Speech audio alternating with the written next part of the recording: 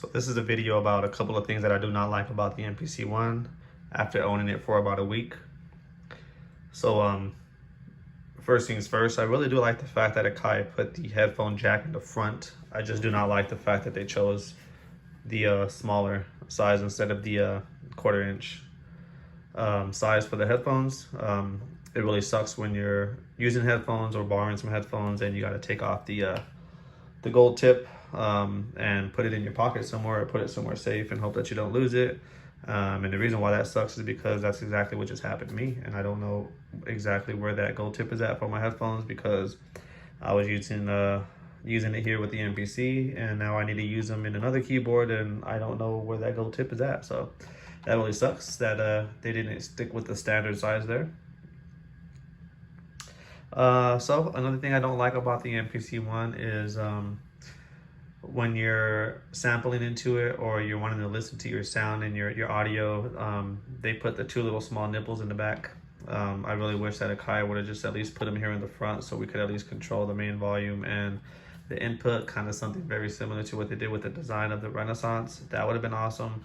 That way we're not back here trying to, twist some knobs, and, it's just a little bit awkward and uncomfortable. Not really the biggest fan of it. It was the same thing with the MPC Touch. I mean, you had to kind of go back here to control the volume. Not really the biggest fan of that, but it is what it is. More importantly, I kind of just wish that we had a knob for the input, because most of the time that's going to be the knob that I'm adjusting, and I would like to be able to control my sound source as I'm sampling. A recommendation, or maybe help, do you guys know, can we assign these two knobs here to the input and the output? That way we can go ahead and control the total master of the MPC, and at the same time control the input. If that's not already a feature, Akai, if you're watching, can we go ahead and get that feature added? I think that would be amazing, and kind of add a lot more functionality to the box without having to really change pricing of it. I don't think, kind of hindering workflow is a selling point to a bigger machine. So I think that'd be a pretty awesome update if Akai can do that. Another thing I could think of when it comes to not really being the biggest fan of the MPC One is going to be the key buttons. These very much remind me of the, and I'm sorry when I say key buttons, the MPK, which is going to be the MPK keys buttons pretty much. These are going to be the same thing from the controllers pretty much. So the same stop, play, overdub buttons that you get on the MPK 49, the MPK 61, etc. That's going to be the same thing that you get here. Same thing with the pads. So the same pads that you're going to be getting on those MPK 249s, etc. with the lights and everything, they're going to be the same pads here. These might be a little bit updated, but pretty much the same size. At least you're going to be getting that. Not a problem at all. I just kind of wish that these things stuck out just a little bit more. It just makes it a lot more easier when it comes to navigation, especially when you're kind of working on a set and the room's a little bit darker.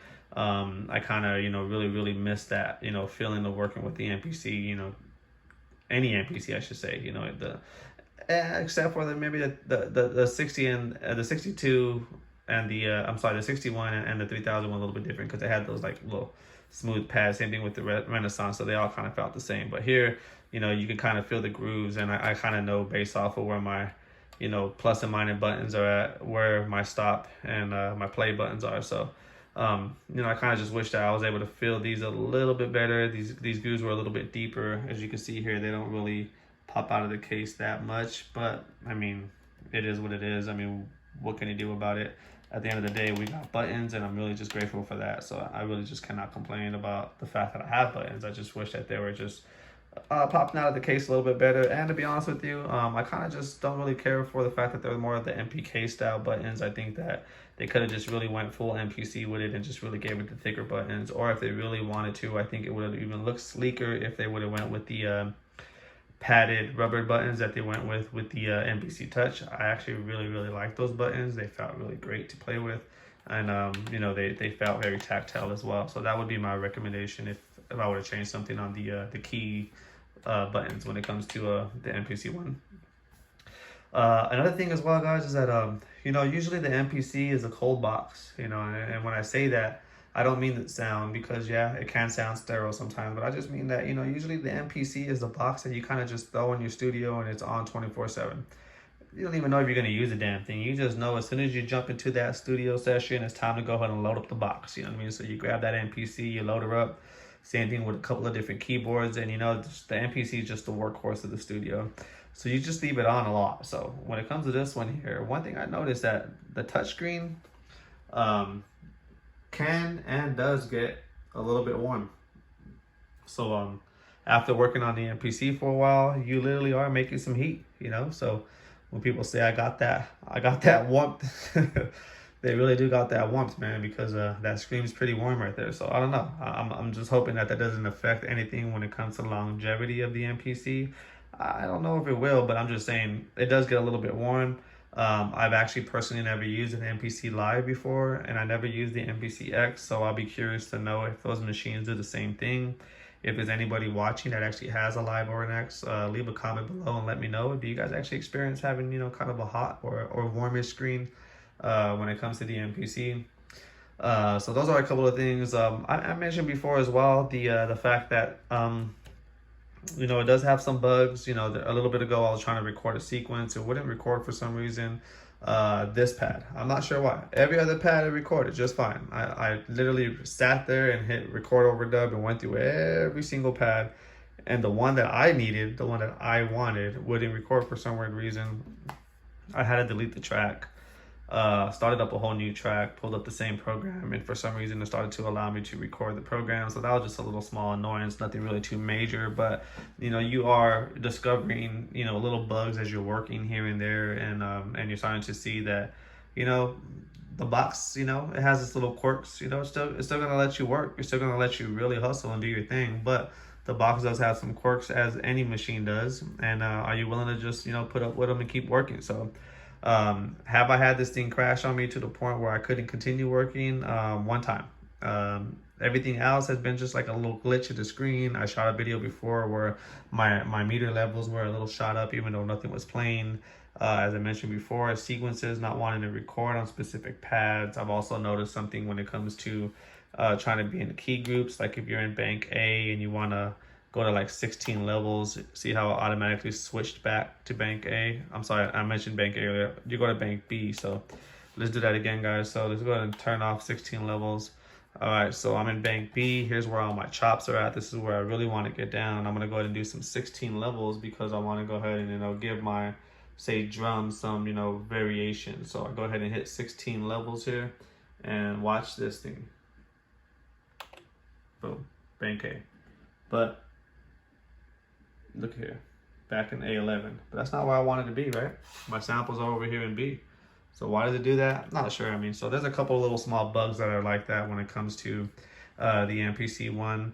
All in all, though, you know, I'm pretty much happy with the MPC. I think it's a great box, especially for what you get out of it. I mean, I'm a previous owner. Way back in the day when it was first released, I bought the MPC 1000 out of the box in Guitar Center. I bought it twice. Why? Because I had the first one, you know, Bozo the Clown one, the blue and the red one. You know, we all grabbed our panels, took them off, spray painted them white or something like that, just to get rid of that ugly color concept. And then they came out with the black one, came with the better pads that weren't failing. So I got rid of the Bozo, and then I bought the black one. And then the 2500 came, and then the 5000, and then I had 4000, and then everything comes and goes. But when it comes to this thing here, for what you get, this thing is a monster. This thing is like a beast for what you get. Like, I've had the MPC 4000, and that thing has the key group thing where you can really make keyboard patches, and that's really what it's designed for. It came with a hard drive, 40 gigabytes. That was outstanding back in the day. I mean, you can really do some powerful stuff. Guys, I'm doing the same thing in here, and I have, you know, little USB sticks, and you know, what I run off of when it comes to my MPC, I got a comment from somebody who said that my SD card was naked. I don't do the SD cards, guys. Reason why is I don't have an SD card reader on my MacBook, so I do use the USBs, and as you can see back here, guys, that's gonna be my little USB stick. Here it is. So that's a 64 gig, guys. More than enough space and room that I need. I have all the content from the MPC on here. I have a bunch of samples on here, and I still have maybe, you know, a good 40 gigs of space to continue sampling and record some vocals and artists. And all I got to do is just, you know, eject that small little thumb drive and pop it into the MacBook and drop all my files and throw them into the cloud and pop that little guy back in. And I'm creating key groups and keyboard patches. As you guys may not be aware, I'm currently in the process of sampling everything from the EMU and putting patches into the MPC. I'll be releasing those pretty soon for free to people, so stay tuned for that. But yeah, those are a few things that I do not like about the MPC. But at the end of the day, I still love the box. It's an amazing MPC, and I'm going to continue using it. I do have a lot of plans to use it with the Ensoniq boards.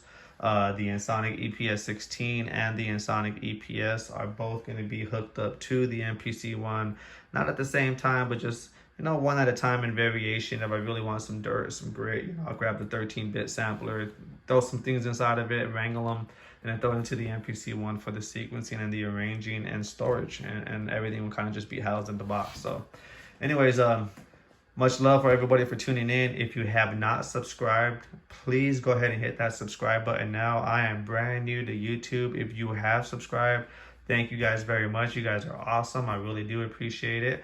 I'm going to continue rocking with you guys. I'm going to continue shooting out these videos. I got some toys to play with, guys. I got some beat making videos coming soon with the MPC One.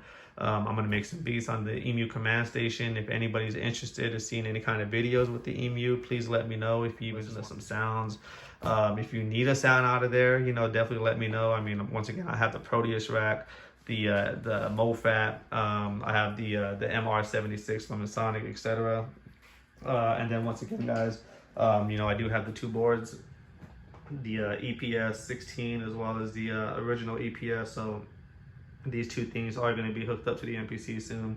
A lot of stuff's going to be going on with the channel with these two as well. I love all things sampling, so let's go ahead and get busy. So once again, thank you guys very much for tuning in. Much love and respect. Peace out.